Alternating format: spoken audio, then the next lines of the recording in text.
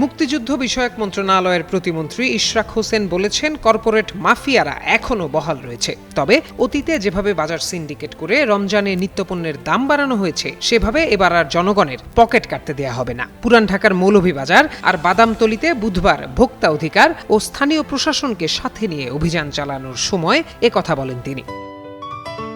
Ceylon টি রপ্তানিতে শীর্ষে।